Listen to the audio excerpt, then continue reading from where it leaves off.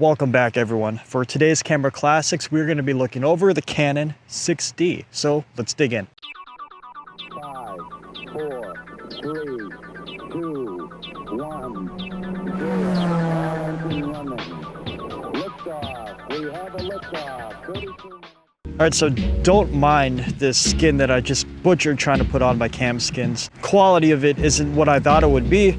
We'll go over that in a different video, but I wanted to make a video doing more landscape stuff with the 6D because I wanted to utilize the HDR modes, but there's a wildfire north of us and the entire atmosphere is super smoky, so we're just going to be doing some street shots today. Now that said, I did get out with this a few other times and I didn't have my vlogging camera with me, but I will show you some examples of some nature shots as well as some macro photography.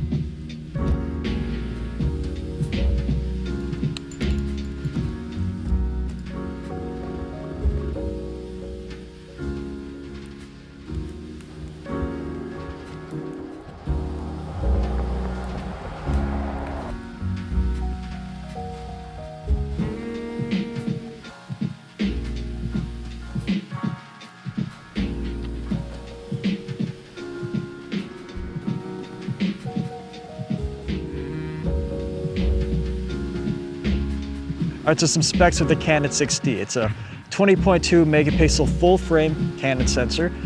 There's no flippy or tilty screen, and it does have video. It has full HD, capping out at 30 frames per second.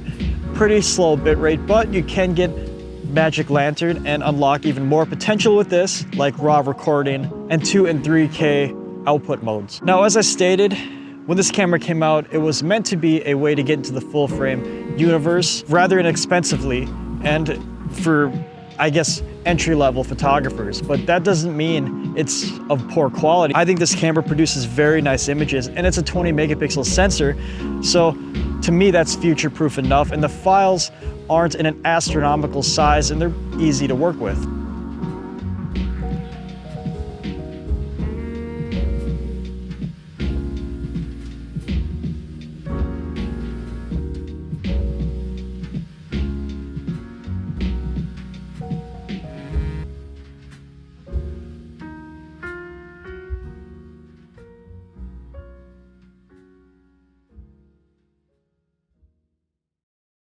Physically, the 6D doesn't feel like a budget or entry-level camera by any means.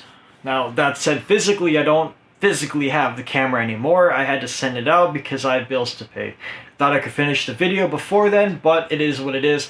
I can still share some insight on what it was like to own one, so let's do that. Because it was an entry-level camera when it came out, it doesn't have that nice weather sealing that the 5D would have. It's not bad. It's more or less like the 70D would have, but it's not the best, nor is it made to be used and abused as such. I do, however, think this camera aged well and it'll hold up for years to come. I think the 20 megapixel file size is that sweet spot to where the files aren't so humongous as to where they're eating up all the storage on your memory or to make large prints. It also has some nice features like HDR mode, but you can only use that if you're shooting in JPEG and not RAW. But that's fine for me. So in that regard, I think the 6D aged like fine wine. Where it starts to show some of its obsolete abilities would be its autofocus performance. It only has 9 AF points, which isn't bad, especially if you're just shooting using the optical viewfinder. But when you start using live view, it starts to feel sluggish. It can only do full HD at 30 frames per second. If you just post on the web, full HD at 30 frames per second is just fine. Now you can also download Magic Lantern because it is an old Canon body and get 14-bit RAW, 2K, 3K, what have you. Crazy video specs that aren't meant for cameras this cheap in today's market. Now, again, there's another pro. It's the price. The price of the 6D.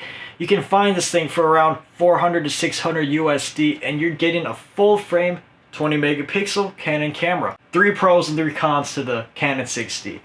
First pro, it's an EF mount, full frame at that, so you have access to one of the best lens selections on the face of this earth.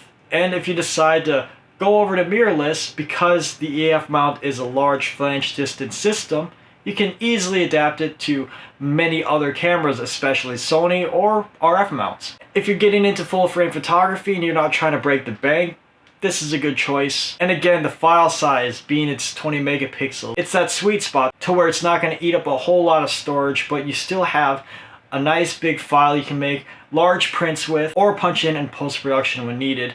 And you can still post it to the web. Oh, and by the way, Canon is still releasing 20 megapixel cameras to this day, so you're good to go for right now and a few years. Hashtag future proof. Now, some cons would be if you're a vlogger or have some kind of weird ego issue to where you need to take selfies all the time. It's a flat screen, you can't see yourself. Canon will probably abandon the EF mount, so if you're looking to get some longevity out of the system, subjective. And it's full HD at 30 frames per second, but again, you can get Magic Lantern and a lot more features. So really, my cons to me aren't cons. The camera's only pros, and like I say in essentially all my other videos, it's not about the tool, it's about the composer and the composition. The 60 will get you there in spades. So yes, in my opinion, the 60 is a great choice in today's market, and it'll hold up for years. That's it for now, and I already regret selling the 60 because it was a nice camera, did good in low light, and file size is nice. Don't have any other real Canon cameras I can use. Or do I? Thank you for watching. Be sure to subscribe. Find me on Instagram, etc., etc. I love you. Goodbye.